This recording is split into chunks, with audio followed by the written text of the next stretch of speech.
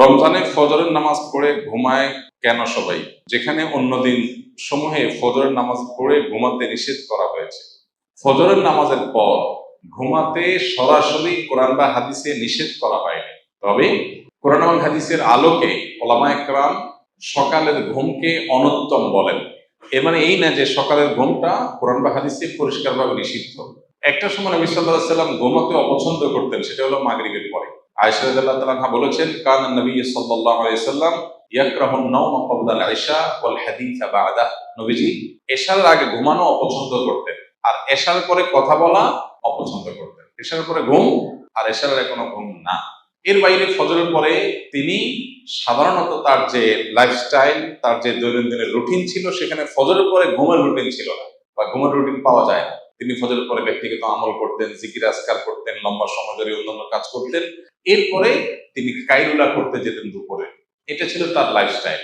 কিন্তু দুর্ভাগ্যজনক বাস্তবতা হলো, আমাদের সমাজে বিশেষ করে আমরা যারা মুসলিম দেশের বাসিন্দা আছি, অদ্ভুত এক জীবন আমাদের। আমরা রাতে দেরি করে শুই, আবার ফজরের পরে শুয়ে থাকি। এটা আমাদের অভ্যাস। পৃথিবীর যত উন্নত দেশ আছে, সেটা পূর্বে হোক পশ্চিমে হোক, গোটা বিশ্ব জুড়েই দেখবেন যে বেশিরভাগ উন্নত দেশগুলোতে মানুষ রাতে তাড়াতাড়ি ঘুমায় আর ভোরে উঠে কাজ শুরু করে, পড়ালেখা শুরু করে, কোনো ঘুম নাই। মুসলিম কান্ট্রিগুলো অদ্ভুত, যে আমাদের অভ্যাসটা হলো তার উল্টা। মিডিল ইস্টেও বলেন, এশিয়াতেও বলেন, মুসলমানদের অবস্থায়। অর্থাৎ নবীজি সাল্লাল্লাহু আলাইহি ওয়াসাল্লামের সুন্নাতটা আমাদের মধ্যে নাই, অমুসলমানদের মধ্যে, তাদের হয়তো অজ্ঞাতসারেও তাদের মধ্যে আছে। তো যাই হোক, এটা হলো সকালের ঘুমের কথা। এখন কত হলো রমজানে যে মানুষ সকালে ঘুমায়, এর উত্তর হলো যে রমজানেও যদি কেউ সকালে না ঘুমিয়ে থাকতে পারে সেটা ভালো। কিন্তু পৃথিবীর সেট আপটা এমন ভাবে করা হয়েছে যে 9টা to 5টা অফিস, স্কুল, কলেজ, মাদ্রাসা সব এরকম করা হয়েছে।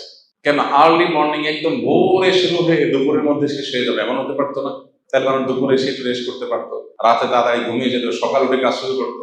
এই যে আমাদের একটা সিস্টেম ডেভেলপ হয়েছে, যে সিস্টেমটার মধ্যে সুন্নাহ পালন করাটা কঠিন, এরকম পরিস্থিতিতে কারোর যদি অসুবিধা হয়, তিনি রমজানে তারাবি পড়ে শুতে শুতে 10:30 11টা বেজে গেছে, আবার এদিকে তার সকালে উঠে অফিসে যেতে হবে, সারাদিনের জন্য রেস্টের সুযোগ পাবেন না, তিনি যদি সকালে ঘুমান, গুনাহ হবে না।